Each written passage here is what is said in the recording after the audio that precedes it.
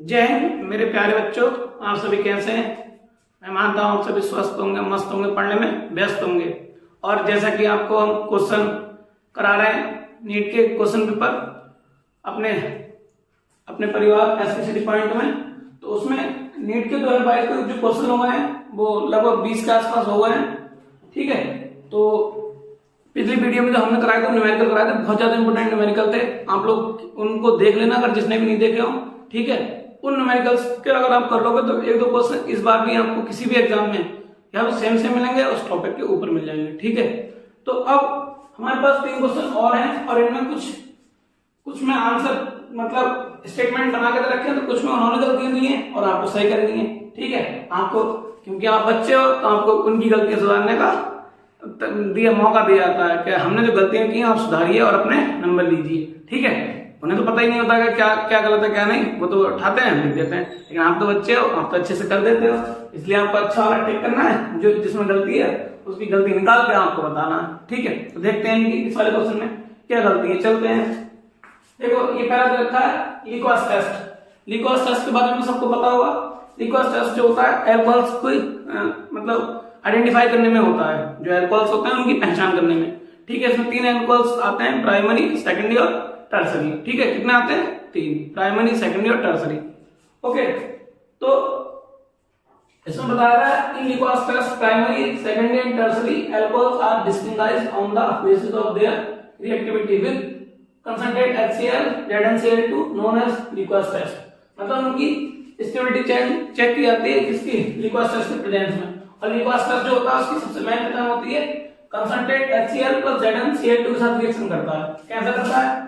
जैसे कोई भी अल्कोहल ले लो ROH, ठीक है, और इसकी जब रिएक्शन कराएंगे हम किससे? कंसंट्रेट HCl प्लस ZnCl2, तो ये बना देता है RCl प्लस ये वाला ये वाला H और ये वाला OH मिलकर H2। इस टाइप से चेंज होता है। ठीक है, यानी जो एल्कोहल्स होते हैं वो एल्काइल क्लोराइड में चेंज हो जाते हैं।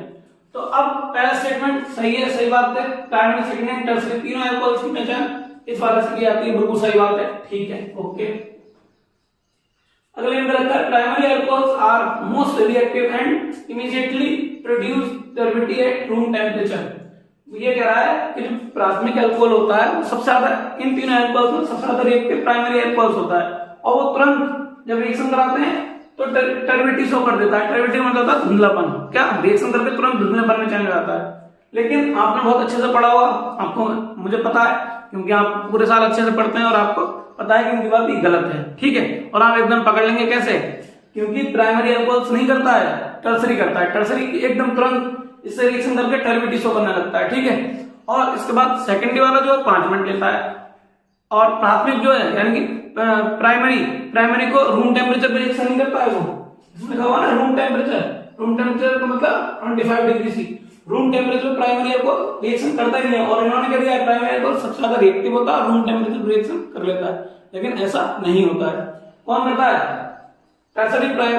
टर्सरी और सेकेंडरी कर लेता है। सेकेंडरी को 5 मिनट लगते हैं, टर्सरी इमीडिएटली कर लेता है, लेकिन प्राइमरी को नहीं। उसके लिए टेम्परेचर थोड़ा क्या करना पड़ता है? बढ़ाना पड़ता है, तब रिएक्शन होती है। सेकंड वाला स्टेटमेंट गलत है। अब देख लेते हैं options. Statement first is incorrect but statement second is correct. ये वाला तो गलत हो गया क्योंकि फर्स्ट वाला सही है और सेकंड वाला गलत है। Both first and second are correct, ये भी गलत हो गया statement first is correct but statement second is incorrect. हाँ, ये वाला ठीक है क्योंकि पहला वाला ठीक है और दूसरा वाला गलत है।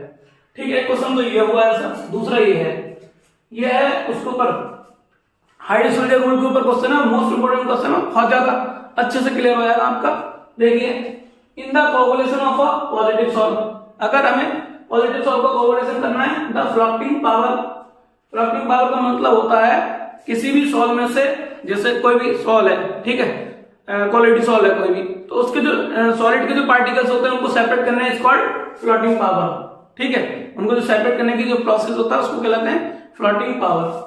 तो हमें फ्लोटिंग होता है मतलब पावर मतलब इसके लिए आता है।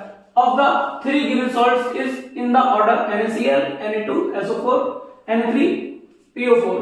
ठीक है, तो ये बताना है हमें। अब हमारे पास जो ये स्टेटमेंट ऐसे बताना है कि इन्होंने गलती की है या नहीं की, आपको पकड़ना है इनकी गलती है या नहीं। और आप, मुझे पता है बहुत अच्छे बच्चे हो और आप इनकी गलती बता दो। कैसे? जब पॉजिटिव सॉल्व होता है, क्या होता है? Positive solve. तो पॉजिटिव सॉल्व को हाइड्रोजन रूल के अकॉर्डिंग अगर पॉजिटिव सॉल्व है, अगर उसको वो करना है फ्लोटिंग पावर, उसको मतलब उसके सेपरेट करना है, तो उसके लिए हमें नेगेटिव के लिए नेगेटिव उनके इन्होंने रखा है सॉल्ट, मतलब नेगेटिव कंपाउंड के लिए जरूरत पड़ती है। अगर पॉजिटिव सॉल्व है तो नेगेटिव की, और अगर नेगेटिव सॉल्व है तो पॉजिटिव की। ये हाइड्रोजन रूल कहता है। तो इसको जो इसकी फ्लोटिंग पावर जो होती है, तो हमें देखना है NaCl, Na2SO4, Na3PO4 है तो ये नेगेटिव, लेकिन इनका ऑर्डर गलत दे रखा है। ठीक है, अगर पॉजिटिव सॉल्व होगा तो इसे देखेंगे Cl, SO4 और PO4, लेकिन इनका ऑर्डर क्या गलत है। इनका ऑर्डर क्या होना चाहिए? Na3PO4 सबसे पहले होना चाहिए। सबसे ज्यादा रिएक्टिव जो होगा वो क्या होगा? Na3PO4, क्योंकि फ्लोटिंग पावर जो होती है वो डायरेक्ट इनके जो सॉल्ट होते हैं या आयंस होते हैं इनकी डायरेक्टली क्या होती है? प्रोपोर्शनल होती है। तो ये वाला सबसे ज्यादा बता रहे हैं, ये उससे कम बता रहे हैं, ये सबसे कम बता रहे हैं, लेकिन ऐसा नहीं है। सबसे ज्यादा ये होगा, फिर उसके बाद पहले नंबर पे ये, दूसरे नंबर पे ये और तीसरे नंबर पे ये, और इन्होंने उल्टा कर दिया, तो यानी कि पहला वाला स्टेटमेंट गलत हो गया। ठीक है, अब चलते हैं in the copulation of a negative से। अगर नेगेटिव सॉल्व को कॉपुलेशन करना है, ठीक है, उसकी हिंदी बोलते हैं इसको ऊड़न क्षमता।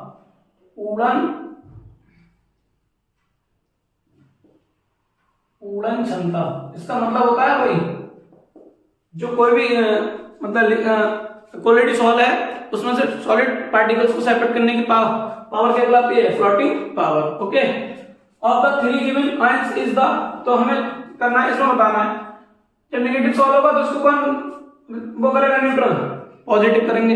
बस में पॉजिटिव लिखे हुए हैं, बस हमें ये देखना है कि इनका ऑर्डर ठीक है या नहीं। तो Al3 positive, Bl2 positive, Na positive, तो इसका क्या है? बिल्कुल ठीक कर रखा है, सबसे ज्यादा वाला, फिर उससे कम वाला, फिर उससे कम वाला, यानी कि वाला स्टेटमेंट सही है। तो अब मैंने इसके जो यहाँ ऑप्शन में जाते वही first and second correct, first correct, second correct कैसे करके मैंने इसी में डाल दिया, क्योंकि दोनों क्वेश्चन सेम है, मिलते जुलते हैं, तो पढ़ लेते हैं। Statement first is incorrect but statement second is correct. हाँ, इसमें ये वाला आंसर है, इसके स्टेटमेंट है, इसका आंसर यही है, वो पहले बात हो गई है, इसका आंसर यही है। तो क्या करा है? स्टेटमेंट फर्स्ट इज इनकरेक्ट, पहला वाला क्या है? गलत है, सेकंड वाला सही है।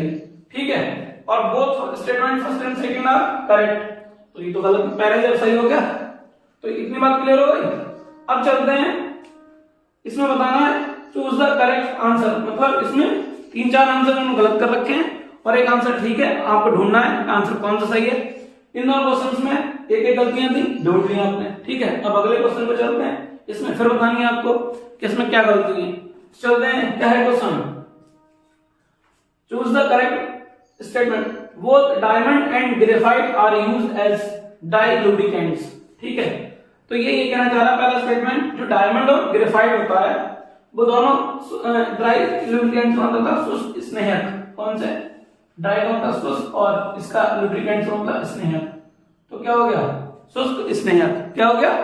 शुष्क स्नेहक। ऐसा नहीं होता है, डायमंड शुष्क स्नेहक नहीं होता है, केवल ग्रेफाइट होता है। क्या होता है? ग्रेफाइट। और इसकी एक खासियत और बता देते हैं डायमंड ग्रेफाइट की। डायमंड जो होता है वो विद्युत का कुचालक होता है, लेकिन जो ग्रेफाइट होता है वो सुचालक होता है। सही सही है, यानी कि डायमंड कहलाता है बैड कंडक्टर और ग्रेफाइट कहलाता है गुड कंडक्टर। किसका? लाइट का।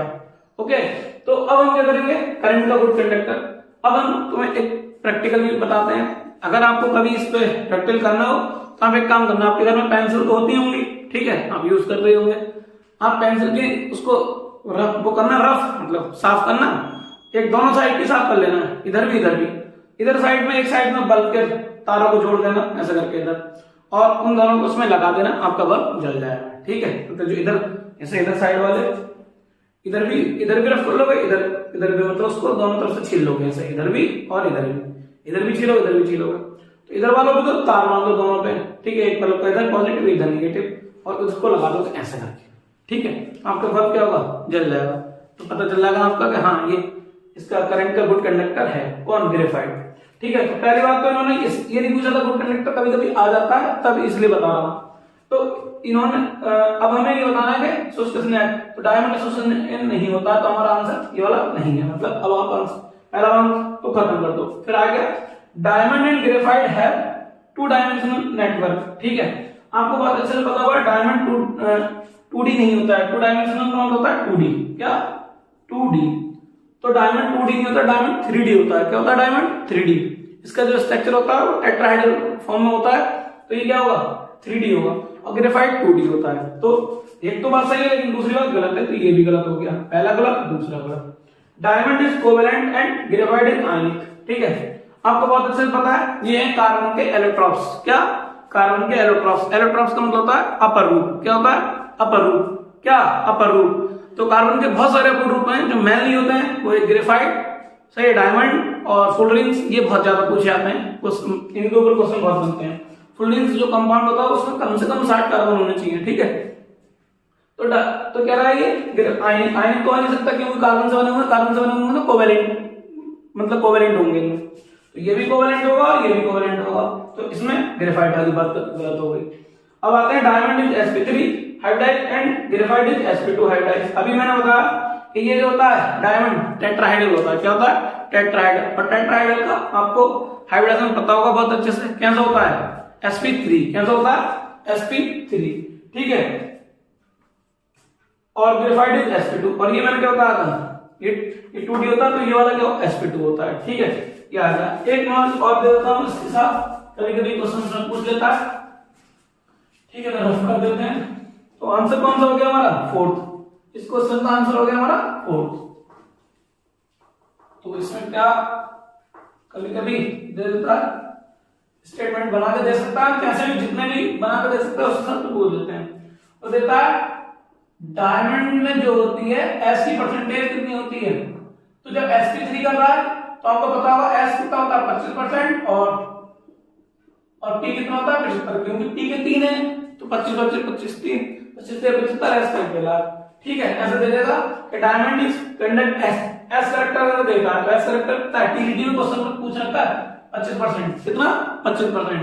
ठीक है, और इसके बाद और ग्रेफाइट में S करेक्टर कितना होता है, ये लिख लेना 33.3%, और उसमें P हो गया 67.7%।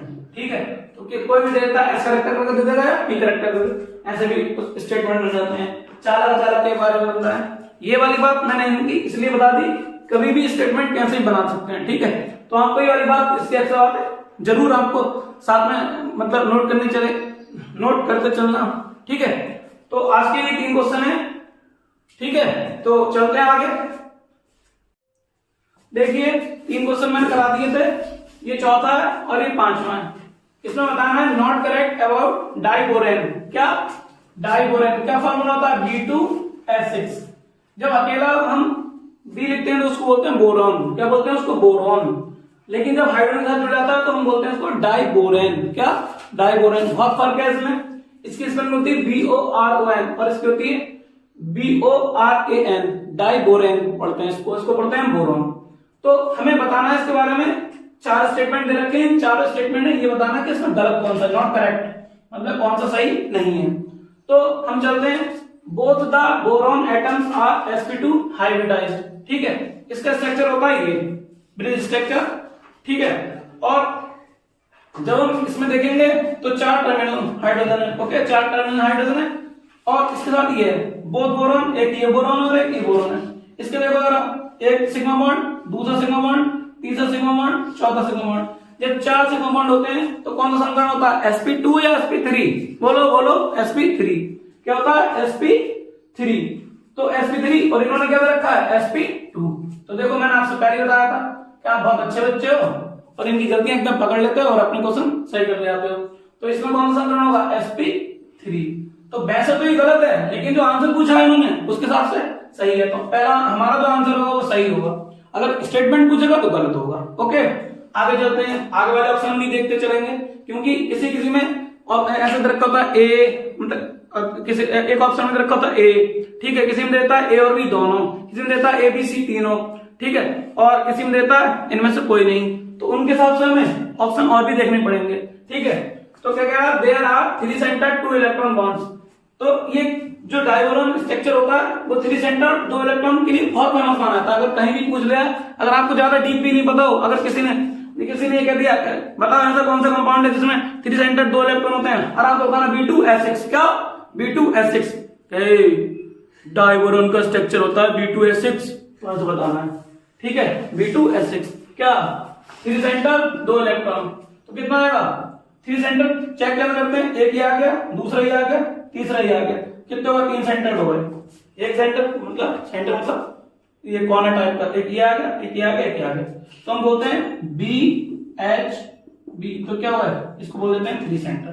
2 इलेक्ट्रॉन यहाँ पे 2 इलेक्ट्रॉन रहते हैं, इसके पास भी और इसके पास भी। ठीक है, तो हम बोल देते हैं इसको, अभी एक स्ट्रक्चर और बनाएंगे इसका, उसको बोलते हैं बनाना स्ट्रक्चर। क्या बोलते हैं बनाना स्ट्रक्चर। तो ये वाली बात तो सही हो गई।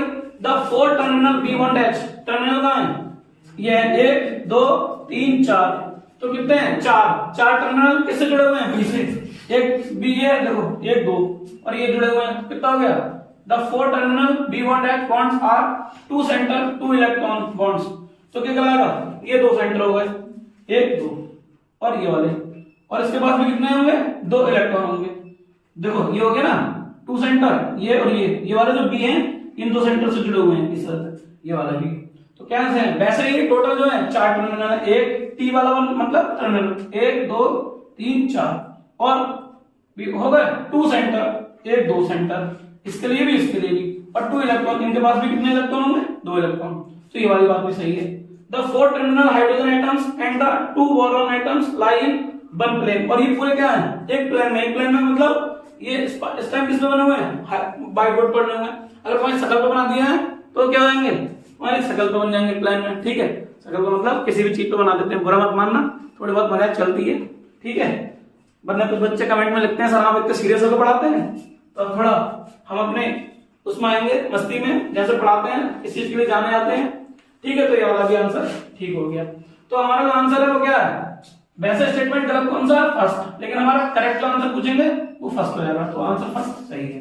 ठीक है, इसका स्ट्रक्चर जो मैं बोल रहा था वैसे बनता है, दूसरा वाला उसमें क्लियर हो जाता है। H H और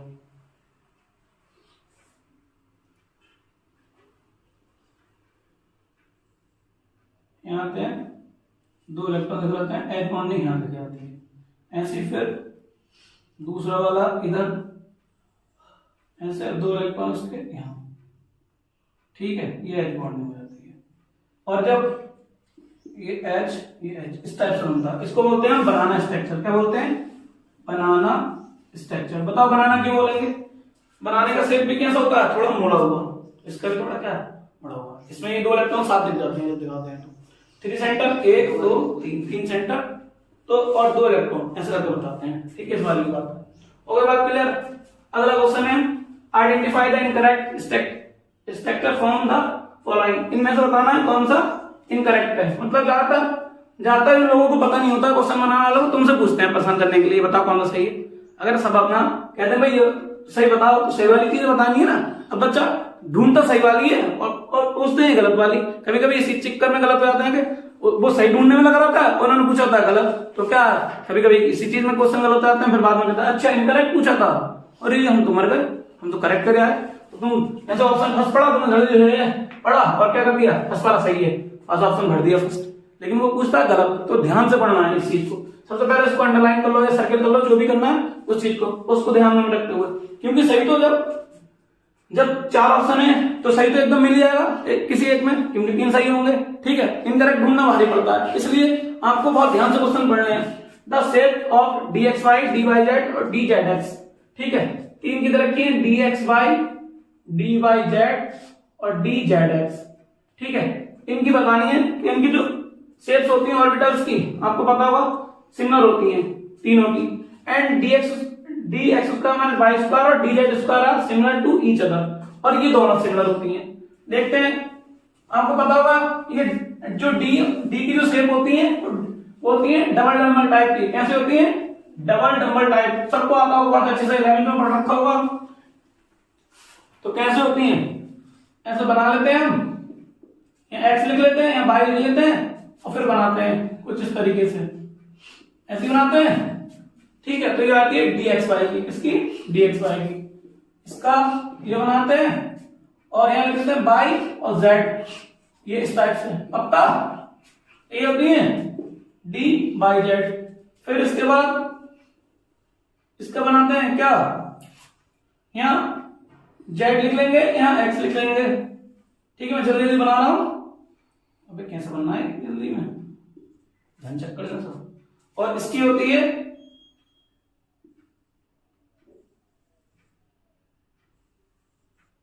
x by D x square minus by square. ठीक है, और ये वाली बहुत खतरनाक रूप ले लेती है, ये इस टाइप से होती है, ऐसी होती है ना, ऐसी होती है। तो अब बताओ, ये भी डबल नंबर, ये भी डबल नंबर, ये भी डबल नंबर, ये भी डबल नंबर, ये तीनों तो पूछ रहा है सेम है। हाँ सेम है तीनों की, यहाँ तक की बात सही हो गई। अब ये दोनों जो सेम दिख रही है तुम्हें, अरे कोई भी आदमी बता देगा ये गलत, मतलब यार ये अलग है, तो यानी कि हमारा जो इनकरेक्ट है वो फर्स्ट वाला। फिर तो आपकी किस्मत चमक गई, पहले आंसर मिल गया। लेकिन अगर ऑप्शन और भी पूछेगा तो आपको फिर पढ़ने पड़ेंगे। तो all the 5D orbitals are different in size when compared to the respective 4D orbitals. ये कह रहा है कि जो 5D ऑर्बिटल्स होती हैं और 4D ऑर्बिटल्स होती हैं, वो कंपेयर में इनका साइज क्या होता है, अलग होता है, डिफरेंट, मतलब कह रहा है अलग, 5D वाले का अलग और 4D वाले का अलग, ऑर्बिटल्स का। ठीक है, all the 5D orbitals are different in size, किसमें, साइज में, इनका साइज बड़ा होगा, इनका साइज छोटा होगा। अगला ऑल द 5 4D, तो यानी कि ये वाली बात सही है, all the 5 4D orbitals have shapes similar to the respective 3D orbitals. अब शेप में पूछेगा ऐसे करके, तो इनका क्या होगा, सेम होगा। ठीक है, फिर चलते हैं in an atom all the 5 3D orbitals are equal in energy in free state. ठीक है, तो जो फ्री स्टेट में जो 3D की पांचों की पांचों ऑर्बिटल्स होती हैं, फ्री का मतलब होता है ऐसे करके, जब स्प्लिट नहीं होती है, मतलब डीडी ट्रांजिशन नहीं होता है, तब के लिए पूछ रहा है। डीडी ट्रांजिशन ये सब 11th वाले बच्चे ने, 12th वाले बच्चों को उसमें सीएफटी थ्योरी के बाद पता चल जाएगा कि क्या होता है। ये ऐसे जब इक्वल होती है फ्री स्टेट में तो ऐसे होगी। ठीक है, लेकिन जब बाद में ये टूट जाती है हाइपोथेटिकल सिचुएशन में, तो 2 ऑर्बिटल ऊपर चली जाती हैं और 3 ऑर्बिटल नीचे रहती हैं। ठीक है, तो बोलो तीनों फ्री स्टेट में पूछा है, तो फ्री स्टेट में क्या होंगी, तीनों इक्वल, मतलब पांचों की पांचों इक्वल होंगी। तो ये वाला ठीक हो गया। ठीक है, तो मेनली पहला ऑप्शन था वो आंसर हमारा वैसे तो गलत है स्टेटमेंट के हिसाब से, लेकिन जो आंसर पूछा उन्होंने इनकरेक्ट, उसके हिसाब से ठीक है। तो आज के लिए 5 क्वेश्चन रहते हैं, लेकिन आपको इनके सारे बहुत सारे क्वेश्चन कवर हो जाएंगे। और जो मैं आपको बताया था मैंने कार्बन के एलोट्रॉप्स, वो पढ़ लेना, उसके ऊपर क्वेश्चन मिल जाता है। और ये वाली चीजें भी जो सीएफटी के ऊपर है, ये वाला टॉपिक भी इंपॉर्टेंट है, तो डायग्राम कराया था। ऐसे क्वेश्चन कुछ स्टैटिक वाले हमेशा जैसे 45 क्वेश्चन करने होते हैं आपको नीट में, तो आपको 30 क्वेश्चन ऐसे मिलेंगे बिल्कुल सीधे सीधे, वो ये पूछेगा बताओ ये क्या होता है, सीधा सीधा। ठीक है, तो ये चीजें भी, बाकी 15 क्वेश्चन थोड़े मीडियम होते हैं, सब लोग कर लेते हैं, और 15 ऐसे होते हैं तो किसी से नहीं हो पाते हैं, उनके लिए बहुत ज्यादा पढ़ना पड़ता है। ऐसे टूटा हुआ होता है 3 पार्ट में, 15 बहुत इजी, उसके बाद 15 मीडियम, मतलब जो पढ़ा हुआ होगा वो कर लेगा, और उसके बाद जो 15 होते हैं वो ऐसे होते हैं कि सबको बहुत अच्छे से पढ़ना पड़ता है, सब छोटी छोटी चीजें और सब कुछ। ठीक है, तो आज के लिए इतने रहने देते हैं, मिलते हैं फिर। जय हिंद, थैंक यू।